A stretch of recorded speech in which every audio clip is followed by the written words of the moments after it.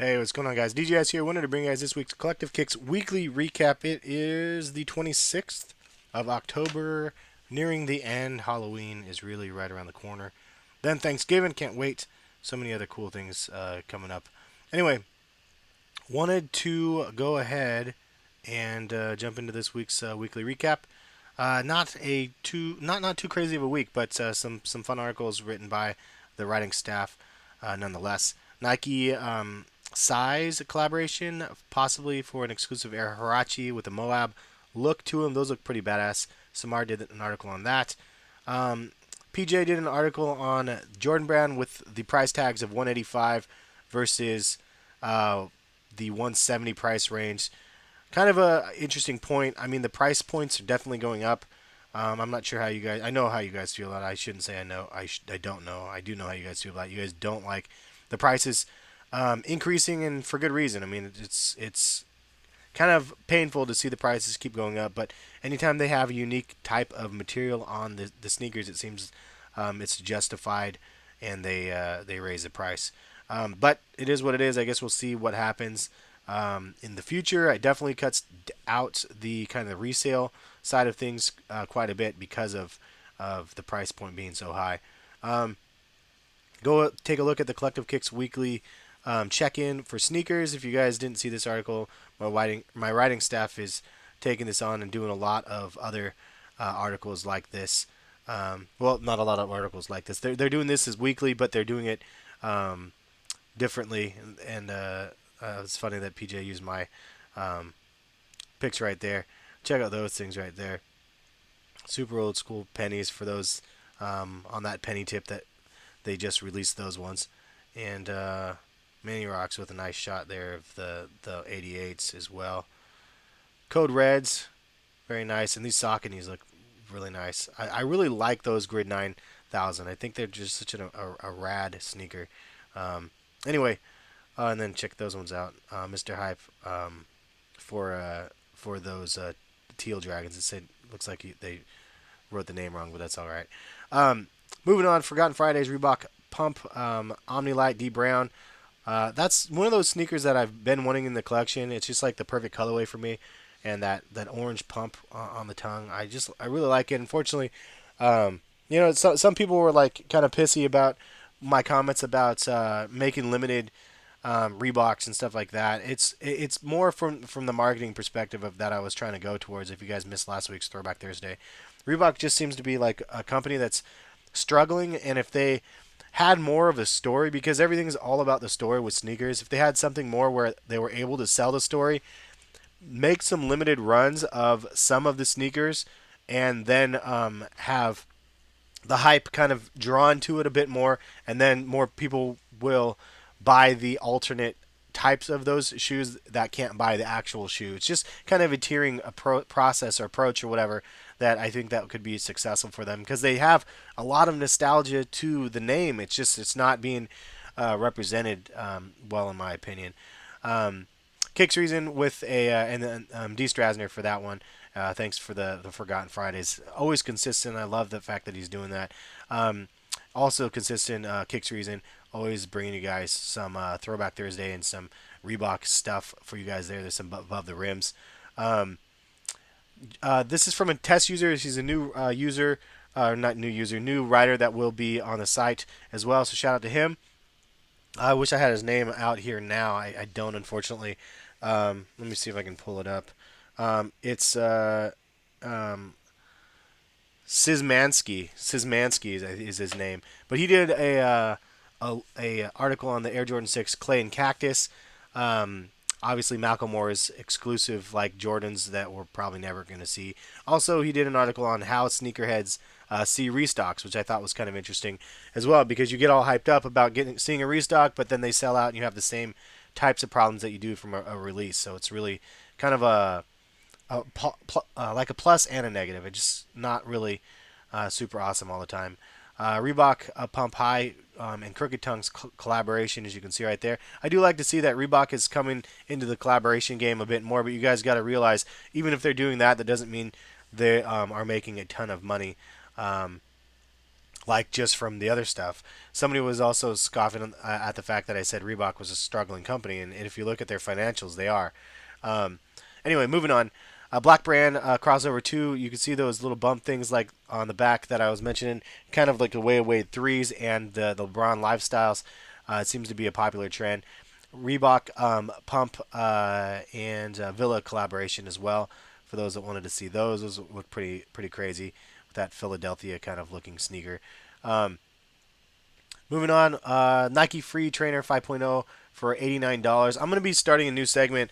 I'm just going to give you guys the heads up. It's been something I've been working on for the last couple weeks and just haven't come to fruition yet, but it's something I'm going to do. It's going to be a new segment on the site, but it's going to be a new video as well. And it's going to be like my top Nikestore deals and stuff like that. So, the first one's probably going to be like my top 5 or 10 Nikestore deals under $100 because there's a whole bunch of stuff on sale at Nikestore I don't think we ever think about or look at. So I'm going to be doing some videos and some articles on that coming up. Also, PJ did an article like an exclusive read here on current state of Adidas basketball. Interesting, pointing out the big three from Nike again, and this is coming off the press of hearing about obviously D Rose and having a new um, uh, why am I coming blank? Oh, Damian Lillard sneaker coming out, like his actual own signature. So that's something to note. Supreme Nike Air Force One highs released. Did you guys cop those? It's funny that you put world famous and Supreme on an Air Force One, and all of a sudden they're cool again. A lot of people were making fun of that on social media because the Air Force One was a dying breed. It seemed like, and then Supreme comes out with a drop, and now everybody wants Air Force Ones, and everybody's like, "Well, no, I was cool with Air Force Ones the whole time," but a lot of people, and you know that they were played out to some extent because of the sheer volume of Air Force Ones that end up at the factory stores, and ones from major releases too. The All Star Weekend pack, you know, those like everything. It just seems like everything has ended up at the employee store, which is cool for me to see. I mean, I've never been like somebody that hates Air Force Ones. I do have some Air Force Ones in my collection. I think it is a really iconic shoe, so I'm not salty at all that the hype is coming back to the Air Force One. I think it's great because there's a lot of history behind the shoe, and their Air Force One was like the king of nostalgic, like limited edition sneakers that we don't know of. Like Nike SB, I think was kind of the same, was in the same boat, and more recently, kind of more played out in some extent, depending on who you ask. I mean, I still think it's more of the whole thing of buy what you like sort of stuff. But anyway, moving on from that, Nike Air Max 95 Quick Strike Halloween Glow in the Dark edition. Also, they do have another one that's orange and black for the holiday drop. I really want both pairs of them. If I can get both pairs of these sneakers, I'm going to be super duper excited. I really think that they're crazy, and I know some people are definitely think they're ugly. I love the concept behind both pairs. And unfortunately, I didn't do an updated article to show the new other ones. But if you guys did want to see that there's some Nikestore sneaker releases, and these ones are now on that list as well, along with some other ones. But pretty crazy nonetheless. Puma Court Star Pack, Start Clean Pack. Sorry, I don't know what those ones are. I did not check. For those Puma fans, you guys might want to check that out though. Sneaker Tutor did that article, and Adam did an article on the Stash Reebok release date. Some of those have shown up in some boutiques already. Those look pretty clean, really clean colorway at least. It's a more Reebok pump and hand-in collaboration. So lots and lots of Reebok news. Air Jordan 6 and LeBron Zoom LeBron 6. I did a video on that. I also did the 7 that published yesterday. I just didn't do the updated article. And the Air Jordan 13 GS Hyper Pink. If you guys wanted to see what those were about, Smiley did that article. And then the Flyknit Roshi Multicolor, February 5th is the release date on those. That is a women's release, but I'm sure that they'll have more of those, I guess, coming up. And they had 3 different shoes that are actually coming. Not just the Flyknit Roshis, but the Flyknit something else, as I can't remember what. Damn it, I totally lost it. Shoe Games did that article. Mr. Hype did an article on Packers versus, not versus, Packers Adidas original Support 93. Those are pretty crazy looking. Definitely kind of a throwback looking Adidas shoe there. Nike SB GTS and Supreme collaboration.